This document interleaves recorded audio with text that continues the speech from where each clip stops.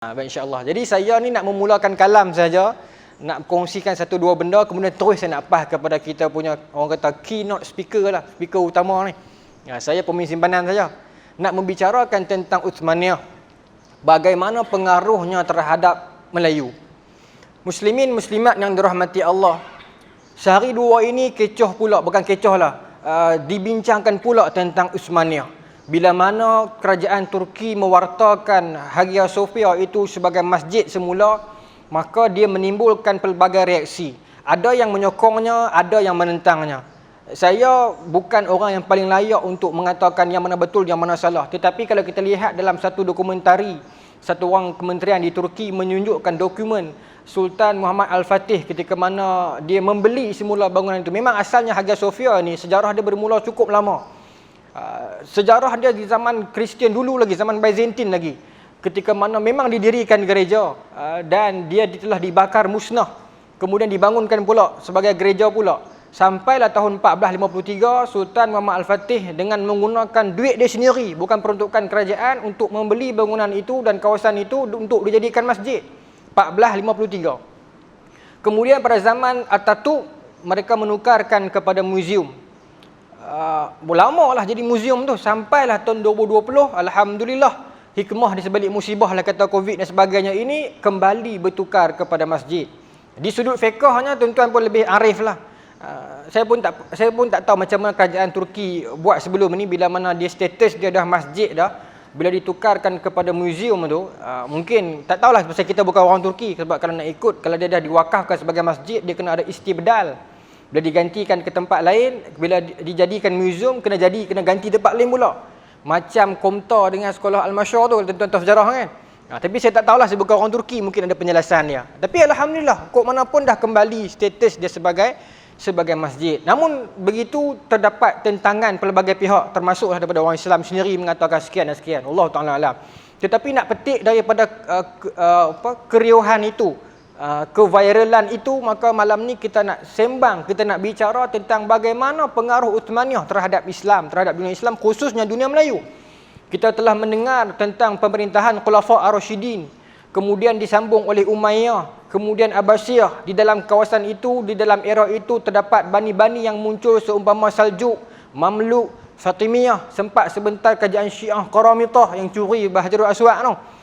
Kemudian sambung pula beberapa buah kerajaan kecil yang akhirnya naik Uthmaniyah yang memerintah 1/3 lebih dunia selama 600 tahun lebih, yang akhirnya jatuh khilafah itu pada tahun 1924. Namun Sultan Abdul Hamid kedua diturunkan awal lagi. Tak silap saya 1908 ataupun 1908. 1924 musnah terus khilafah Uthmaniyah. Hasil gerakan-gerakan pakatan Yahudi, dan juga tak boleh nafi ada juga pengkhianatan dan pembelatan daripada orang Islam. Tetapi tuan-tuan, dalam tempoh itu apakah peranan Uthmaniyah terhadap dunia Islam? Itu yang kita nak bincang tu. Sebab orang kata British mai tanah Melayu, ditinggalkan juga oleh Penang Free School, MCKK. Jepun tak tahu dia tinggal apa, slipper kot. Adalah mana setiap penjajah itu ditinggal ada kesan. Tapi kalau kita kata Uthmaniyah ini ada benda, ada hubungan dengan kerajaan Melayu, apa yang dia tinggalkan? Apa bukti Uthmaniyah ada hubungan dengan dunia Melayu? Sebab tak ada benda apa pun kita jumpa. Setengah di antara orang yang dia membaca, dia akan kata tak ada kenang-mena, sebab Uthmaniyah tidak ada kesan tinggalan langsung, dia kata. Tetapi tuan-tuan, British masuk ke China, dia keluar di China masih ada tembok besar China. British masuk ke India, dia keluar daripada India masih ada Taj Mahal. Tetapi mereka masuk ke tanah Melayu, mereka keluar daripada tanah Melayu tak tinggal apa pun di Kota Melaka itu. Rapat mereka tarah. Apa yang membuatkan mereka begitu takut dan gerun terhadap sejarah dan jati diri bangsa ini? Bukan nak cerita resis bangsa, tidak, tetapi siapa tak sayang bangsa sendiri, tuan-tuan? No, sayang, tapi sayang bukan bererti kita ini resis, membenci kaum lain, tidak, kita bukan begitu. Kita sayang saudara-saudara kita, sahabat-sahabat kita yang kaum lain yang tidak ada masalah dengan kita, kita sayang belaka, insya-Allah. Maka tuan-tuan, saya nak baru nak mula ni. Yang kita sat tu. Sebab saya cuba nak pendek kan, pasal nak jaga SOP kan. Tuan-tuan, kalau kita baca satu kertas kerja karangan Profesor Datuk Dr. Ridwan Osman, dalam satu kertas kerja yang dibacakan di Perak. Dia mengatakan kesilapan orang-orang Melayu bila membaca hikayat-hikayat lama adalah bila mana mereka membaca tentang hikayat Rom, mereka akan menafsirkan Rom itu adalah Rom seperti mana yang dipaham oleh kita ni, orang putih dan sebagainya. Dia bagi hujah dia lah, mungkin berbeza dengan orang lain. Tetapi hujah yang diberikan itu bila saya baca dan saya telitikan agak kuat. Dia kata kesilapan itu bermula daripada salah faham sebab pemerintah Rom ketika era klasik itu, mereka itu terpecah kepada dua. Rom yang berada di barat, tuan-tuan pun tahu, Rom yang di barat, dan Rom di Byzantine, iaitu Rom di Timur Tengah ni. Dan HQ Putrajaya untuk Rom di Byzantine itu di mana? Di Constantinople tu lah, Istanbul tu. Dan masa era itu orang Melayu sudah mula menulis. Maka bila sebut tentang Rom, mereka akan refer tentang orang putih lah, dia pada faham kata orang putih. Namun setelah 1453 bila mana Constantinople dibebaskan oleh Sultan Muhammad Al-Fatih, bila mana karya itu terus ditulis Rom, sebenarnya penulis bukan merujuk kepada orang putih tetapi merujuk kepada Uthmaniyah. Jadi pengaruh Uthmaniyah di dalam kerajaan Melayu begitu besar. Bahkan kalau kita baca dalam satu kertas kerja karangan Muhammad, suatu orang perempuan tu, Hawa Saleh apa nama dia, dia menceritakan bagaimana ini kajian dia mengatakan hikayat Merong Mahawangsa yang menceritakan tentang Kesultanan Rom yang nak menikah dengan puteri Cina itu berkaitan dengan Kesultanan Uthmaniyah. Sebab itu dia ada pengaruh-pengaruh Islam yang mana lagi burung tu berjumpa Nabi Sulaiman, kemudian nak bagi tak menikah pula puteri Cina dengan anak Raja Rom itu. Sedangkan Rom yang dimaksudkan itu adalah Rom Uthmaniyah, bukan Rom yang kita faham kata orang putih tu. Sebab itulah mereka bernikah dan sebagainya. Kalau ikut dalam hikayat itu lagi panjang cerita dia. Puteri itu dicolek oleh burung Garuda kan. Disembunyikan di Pulau Langkawi. Kemudian akhirnya mereka menikah di sana dekat gua cerita nama gua tu. Panjanglah cerita hikayat tu. Sebab menurut pengarang dan pengkaji ini, latar itu dalam 1800 hingga 1820. Baik, yang pertama. Yang keduanya, bila kita faham macam tu, kita baru tahu, bila kita dah faham ada sebahagian Rom yang merujuk kepada Uthmaniyah, maka di situ timbul para ahli sejarah yang mengatakan kalau demikian, kemungkinan besar bila kita mengatakan Kesultanan Melayu ini datang daripada Empayar Rom, merujuk kepada bukan Rom orang putih, tetapi Rom Uthmaniyah itu, Kesultanan itu. Kerana itu sampai hari ini kita menggalas nama Sultan. Ini istilah Sultan, ini istilah Turki. Bukan istilah kita. Raja semua ni istilah India lama. Tetapi istilah Sultan, istilah Turki. Kita memakainya. Maka itu pun telah menjadi tanda betapa pengaruhnya Turki itu kepada kita. Baik. Saya nak baca satu hikayat, saya tak ingat panjang. Saya nak petik satu rangkap ya. Saya dan satik di sini tadi. Hikayat tentang Rom, tentang raja-raja Rom ni, tetapi dalam bahasa Melayu.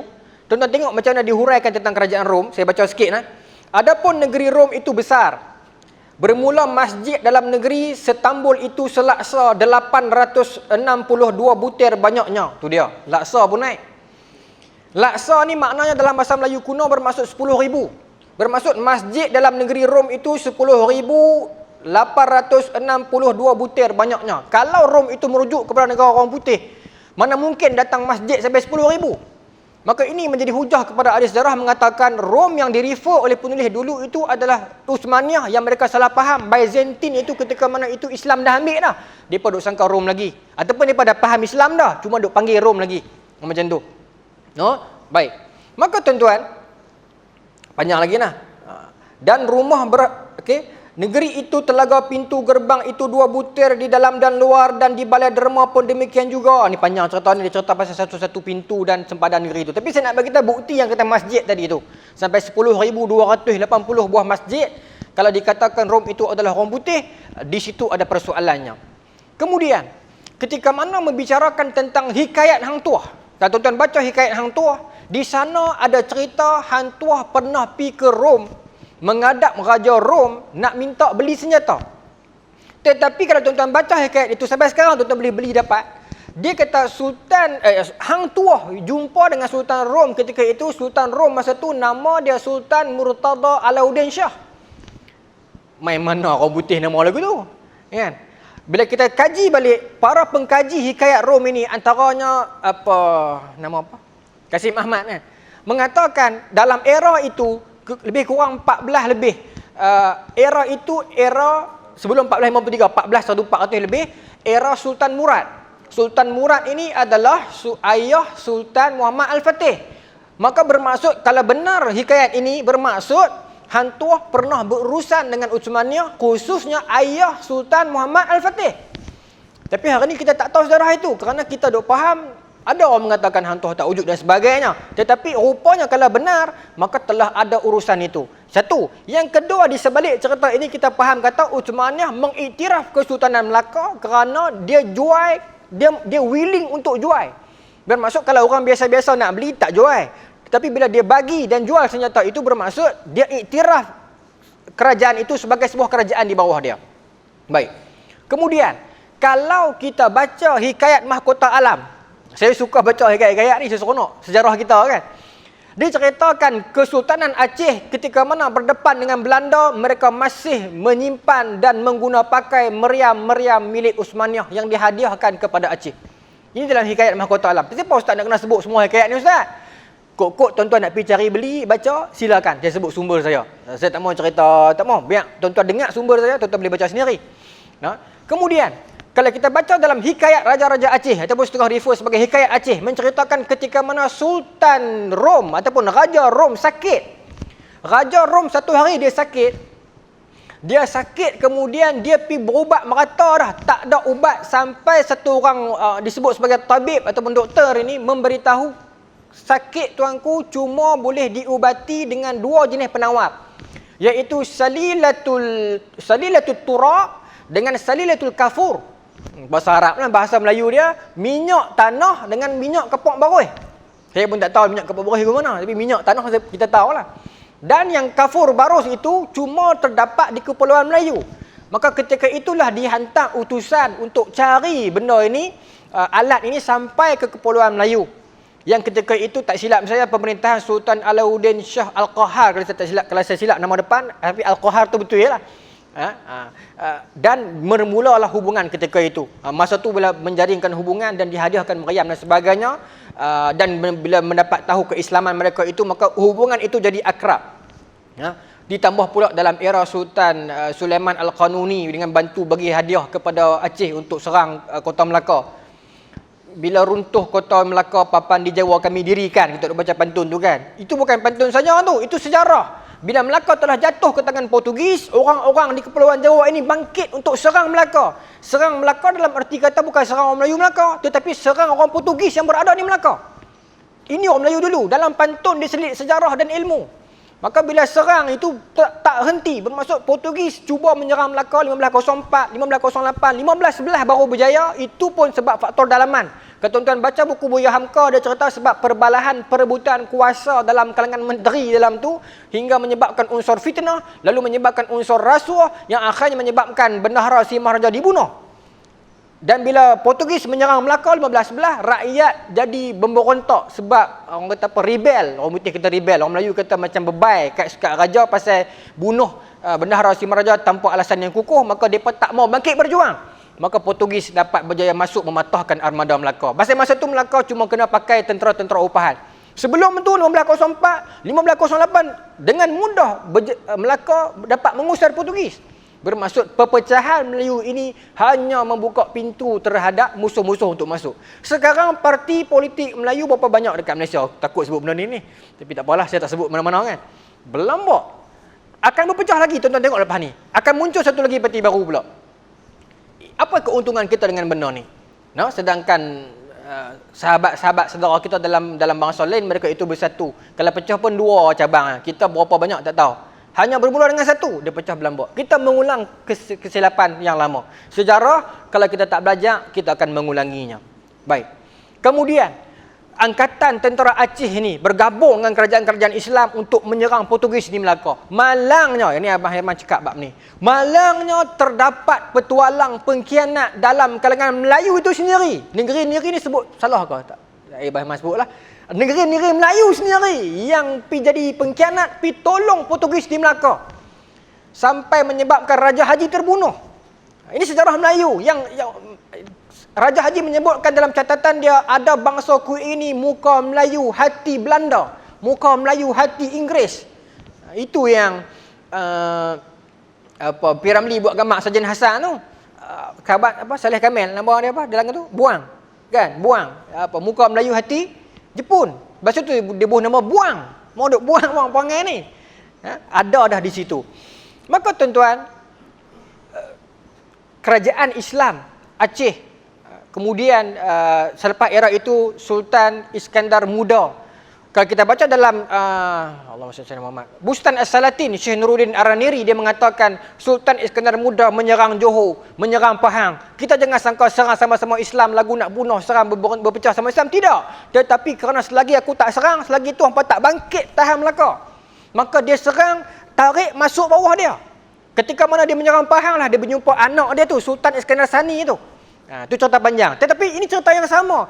Sultan Salahuddin Al-Ayyubi pun sebelum dia lawan dengan Kristian dalam perang salib kedua, dia serang negara Islam dulu.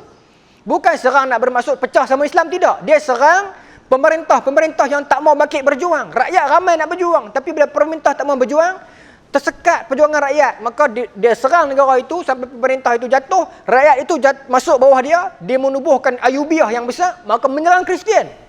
Bukan serang nak musnahkan orang Islam, tapi serang nak ambil alih rakyat itu masuk bawah dia. Taktik yang sama Sultan Salahuddin Al-Ayyubi buat, taktik yang sama Sultan Iskandar Muda buat. Tetapi kerana kemasukan Inggeris berganti-ganti dengan Belanda, kemudian datang dengan Spanyolnya, dengan Perancisnya, dengan Britishnya, satu demi satu masuk cuba untuk memusnahkan ketamadunan ini. Baik, tuan-tuan, hari ini bila kita sebut tentang Islam, saya bagi contoh paling mudah, dekat dengan tuan-tuan. Masjid mesti ada kubah. Masjid kok mana pun mesti ada kubah. Tak boleh kubah, kita rasa tak lengkap masjid tu. Sedangkan kalau tak ada kubah boleh sembahyang juga, tak ada masalah. Iktikaf tak ada masalah, tak ada masalah. Tapi orang Melayu ni dia kena ada kubah kat masjid. Bila tak ada, jadi tak seronok. Saya ingat satu ketika masjid, tak mahu sebut nama tempat, takut tuan-tuan tahu, dekat sangat. Masa mula-mula buat tu, cadangan asal tak ada kubah. Bergaduh tuan-tuan. Ustaz Yusuf mungkin tahu cerita ni. Bergaduh pasal nak buat kubah juga. Tak apalah, tak masalah, bubuh tak apa. Cuma nak bagi tahu, kubah itu adalah seni bina Turki. Dia seni bina Turki. Pengaruh dia masuk sampai ke sini. Tuan-tuan kalau pergi Turki bukan dekat masjid, gereja pun kubah. Enggak ada masuk semayang tak? Kubah, dia seni bina Turki. Satu. Yang kedua, satu yang disebut sebagai Ay Yıldız. Ay Yıldız dalam bahasa Turki. Bahasa kita bulan dan bintang. Melambangkan Islam lah kalau kita faham. Tetapi Ay Yıldız itu dalam Uthmaniyah punya coran kata bermaksud bulan bintang, tetapi bermaksud lambang Islam. Benda yang sama kita ambil pakai di tanah Melayu ini. Bila sebut bulan dan bintang pada bendera, kita pakai merefer kepada Islam. Bahkan kalau tuan-tuan tengok negeri Johor punya bendera, dekat atas bulan dan bintang itu yang merah tu terus Turki terus tu. Bulan bintang bendera merah. Cuma yang tu ada pengaruh Sultan Muhammad Bakar yang lebih kemudian zaman Pan Islamis. Itu saya Abah Iman akan sambung. Baik. Yang kedua. Yang ketiganya tuan-tuan, satu benda yang disebut sebagai fez. Fez ini tuan-tuan pakai selalu. Fez ini dipakai oleh rakyat India yang peluk Islam dalam tahun 1857 bila kejatuhan dinasti Mughal. Mereka nak bernaung di bawah siapa masa tu? Mereka mengharapkan bantuan Turki. Maka untuk membezakan orang yang nak Turki dengan orang yang tak mau Turki Uthmaniyah, maka yang mahukan kepimpinan Uthmaniyah untuk datang membela orang Islam di India, mereka memakai fez. F-E-Z, saya tak tahu bunyi dia, fez ke fiz. Tapi F-E-Z ejaan dia. Fez tu apa Ustaz? Songkok yang tuan-tuan nak pakai tu. Itu fez. Sampai hari ni kita pakai malah dijadikan kebudayaan kita. Itu asalnya Turki. Cuma adalah perbezaan bentuk sikit lebih kurang. Baik.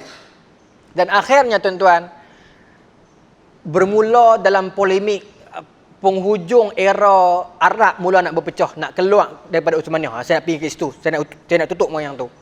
Maka datanglah geng-geng British untuk menghasut seperti Lawrence of Arabia dan sebagainya, dan gerakan Muhammad bin Abdul Wahab daripada dalam, tak boleh nak nafikan Syarif Hussein, Syarif Ghalib, Muhammad As-Sa'ud, yang akhirnya menyebabkan terkeluar Jaziratul Arab daripada Turki, melemahkan Turki. Sebelum itu kita kena awal lagi 1824, Inggeris Belanda. Nak beritahu, nak melemahkan Turki daripada dalam, kena tackle hak luak-luak ni dulu, bagi terendah buang, baru senang nak musnahkan daripada dalam. Seringkahnya di penghujung era Turki itu, Di penghujung era Turki itu dipenuhi oleh orang-orang yang berpemikiran sekular. Kaum-kaum ketika itu yang berpikiran liberal sekular. Ini diterjemahkan oleh Allahyarham Tan Sri P. Ramlee dalam filem beliau Tiga Abdul. Nah, sikit ya. Bila Tan Sri P. Ramlee buat gambar tu, dia gambarkan suasana itu dipenuhi oleh bangunan-bangunan yang berkubah. Kebetulan ke? Iskandar. Kebetulan ke? Adakah kena-mengena dengan Istanbul ataupun tidak? Dua. Mungkin kebetulan Ustaz. Nama yang kaya tu Ismet Ulam Raja. Ismet dia tuan-tuan tahu Ismet tu nama Turki ya. Kalau nak kata kebetulan mungkin satu dua benda, tapi kalau semua benda tally, adakah itu kebetulan atau memang Tan Sri P. Ramlee Allahyarham nak bagi mesej kepada kita? Tetapi mesej latar yang cuba disampaikan oleh Allahyarham dalam filem itu adalah plot dia era hujung Turki. Sebab apa? Dia gambarkan ketika itu Ismet yang sangat penat. Ini contoh bentang sejarah ni. Yang dipenuhi sebab tu telefon tak berhentikan. Beritahu Ismet punya. Beritahu Ismet punya. Ismet kan. Nak beritahu sibuknya Uthmaniyah masa tu kaya. Tetapi masa tu anak-anak dia ni tunggu masa yang nak ngempas harta dia ni. Ya, datanglah Sadik Segaraga dan sebagainya nak merosakkan. Tapi saya tak mau pergi sejauh tu. Saya nak pergi sikit ni. Masa dua scene ni saya nak share. Dua scene ni, dua babak ya. Satu, masa anak Sadik Segaraga main rumah yang ada jadam yang jaga dekat pintu kan. Nama apa? Abang nama kan Sadik Segaraga. Tak ada dalam list. Tadi petang abang tak mau main. Dia suruh duit kan. Dia suruh duit baru panggil nama. Hamidah, Khasidah, apa? Jalan dah kata tu kan. Dia nak beritahu rasuh dah berleluasa dalam Uthmaniyah masa tu. Dia bawa duit dalam boket tu. Satu. Yang kedua, bila yang atas Abdul Wahab salam, okey. Mai Abdul Wahab dia tak mau salam. Tu ingat tak scene tu? Dia tak mau salam dengan seniwati Allahumma salli alaihi apa nama dia? Sarimah. Hebat dia sekarang, alim dia kan sekarang. Dia tak mau salam kan? Sebab dia nak mempertahankan Uthmaniyah punya keislaman tu. Tetapi apa kata Ismet Ulam Raja? Ini bukan negeri Jepun, nak pakai tunduk-tunduk. Mesti salam. Nampak? Nak beritahu dah masuk dah unsur liberal sekular masa tu. Islam, salam tak ada masalah. Ini bukan negeri Jepun nak tunduk-tunduk. Salam dah. Yang ketiga, pemakaian masa tu tuan-tuan tengok dan sambutan hari jadi Ismet Ulam Raja apa dia buat? Bakar pula dah. Potong kek. Itu nak beritahu unsur barat telah masuk. Pemodenan, pembudayaan barat telah masuk ke dalam Turki penghujung era Uthmaniyah. Sebab tu bila dia potong kek, dia berkata Allah selamatkan kamu. Dia patut sangka hak tu boleh menjadi penyelamat Turki dalam berdepan krisis era hujung Perang Dunia Pertama tu. Tetapi akhirnya rupanya perkara itulah yang meranapkan Turki. Sebelum nak keperanaban tu, betul tak bahasa saya ni? Sebelum nak ranap tu, Sultan Abdul Hamid kedua boleh hidup dah. Perangai-perangai menteri-menteri dia ni yang nampak barat sangat ni. Maka ketika itulah dia menggagaskan pan-Islamism. Masa tu dia menggagaskan benda tu. Antara tokoh-tokoh besar yang terlibat, Jamaluddin Al-Afghani, Syed Qutb, Rashid Ridha dan sebagainya. Dan tokoh-tokoh itu sampai ke tanah Melayu. Kita akan cerita sekejap lagi. Dan idea, kena berhenti dah apa? Saya nak tutup dengan ni. Dan tuan-tuan, ada masa itulah bermula hubungan Turki Uthmaniyah dengan Johor. Sultan Mahmud Bakar pergi sana untuk bincang idea pan-Islamism yang dia masuk main tu. Tetapi gagasan itu berkembang.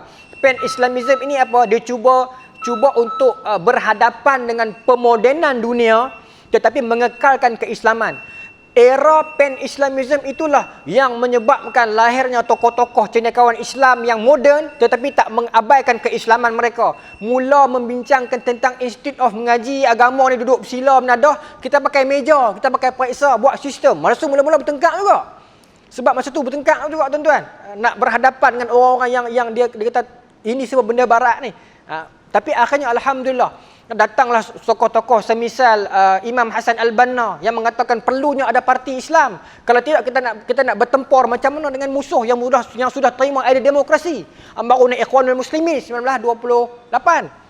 Dan seterusnya wacana kaum muda itu sampailah ke tanah Melayu yang akan disambung cerita dan dengan lebih rancak dan lengkap oleh Al-Fadil Tuan Herman kita insya-Allah. Saya nak pass baton kepada Abang Herman insya-Allah.